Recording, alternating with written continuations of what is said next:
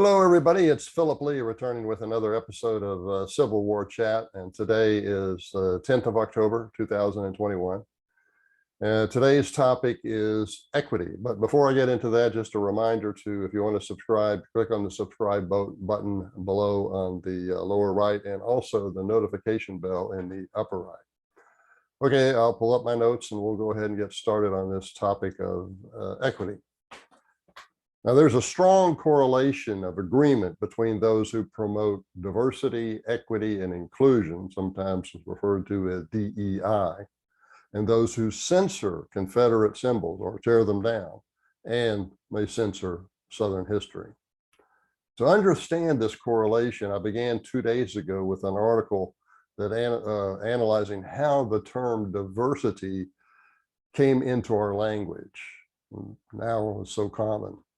Now, today's article does the same thing for equity. And as you might guess, I'll eventually move on to an article describing inclusion. So we've done diversity. Today is going to be inclusion. And then, soon I'll be doing, today will be equity, and soon I'll be doing inclusion.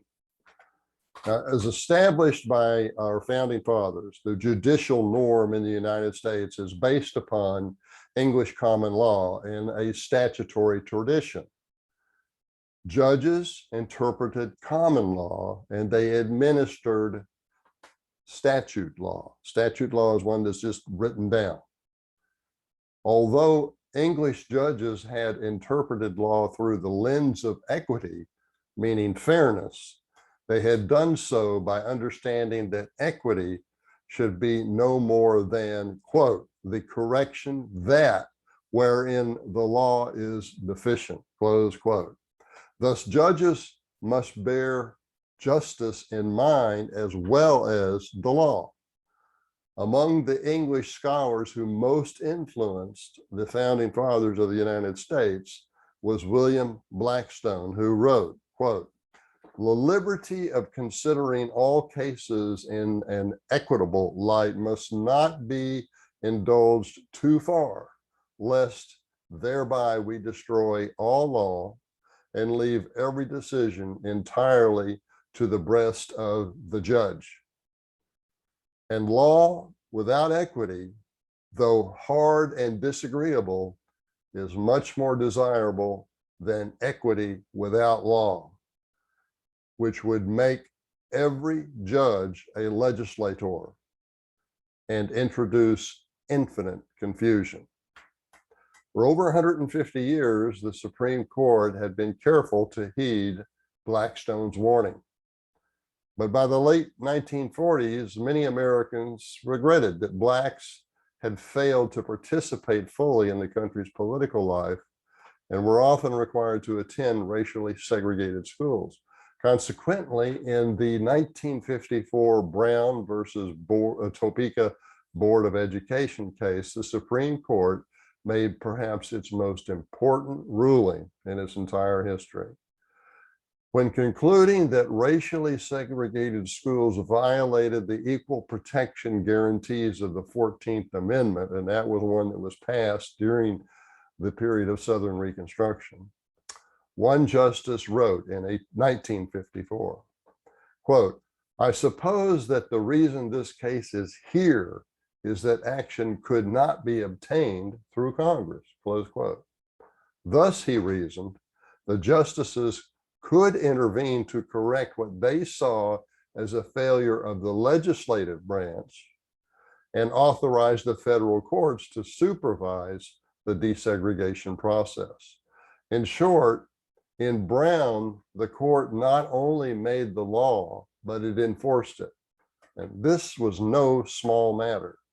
As late as 1994, 450 school districts were still under federal supervision, and entire generations of children grew up in schools managed by a federal court instead of a locally elected school board. More recently, the Federal Justice Department, the DOJ, has intervened to exercise control over selected municipal police departments. In the year 2000, it launched a 12-year investigation that cost Los Angeles taxpayers over $100 million.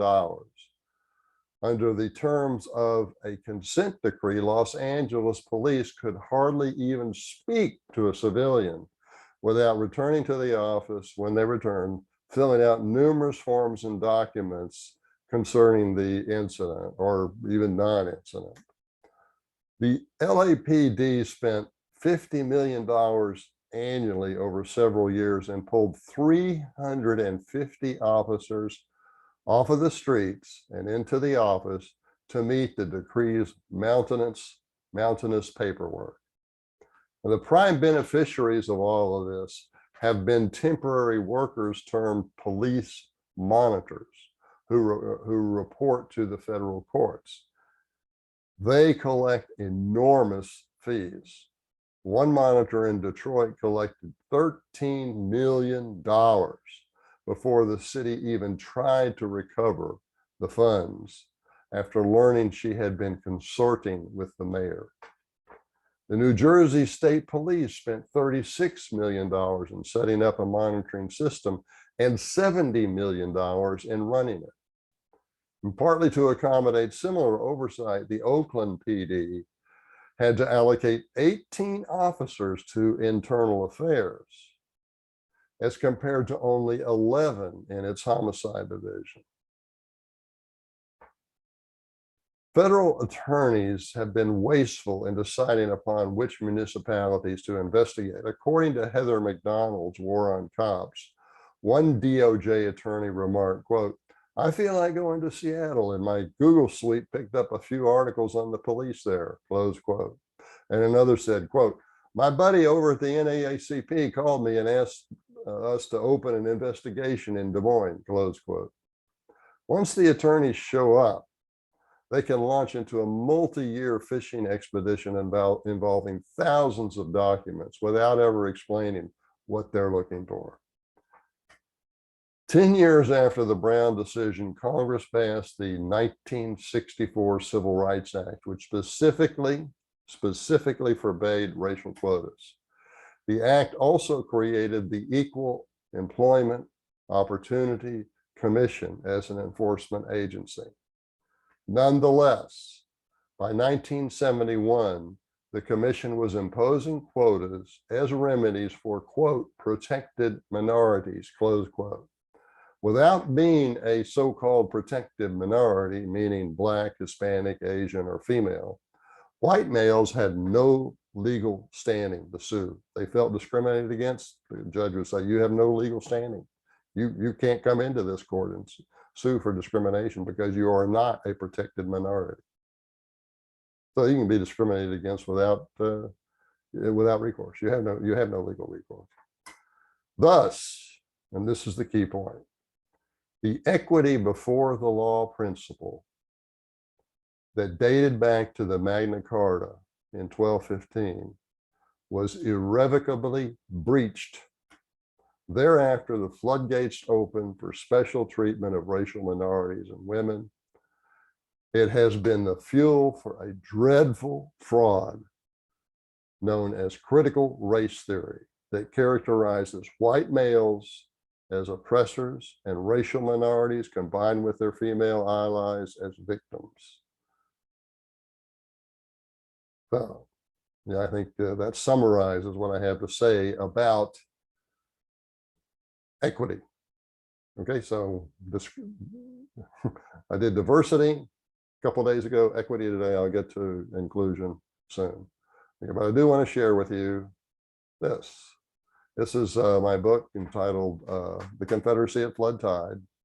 And it's about the period from June of 1862 to December of 1862 when the South became closest to winning its independence. If you have an affinity for the Confederacy and wanting to read some things that narrate what was happening at this halcyon period, I think you'll enjoy this book. So it's available at Barnes & Noble and Amazon for $26. If you'd like to get an autographed copy, you got to email me, Phil, PhD Leigh, Leigh at me.com. And I'll sell it for $29. That includes shipping, free shipping here in the United States. I think you'll like it. And so go ahead and buy one. See if you don't like it, because if you like my videos, I think you should like my books.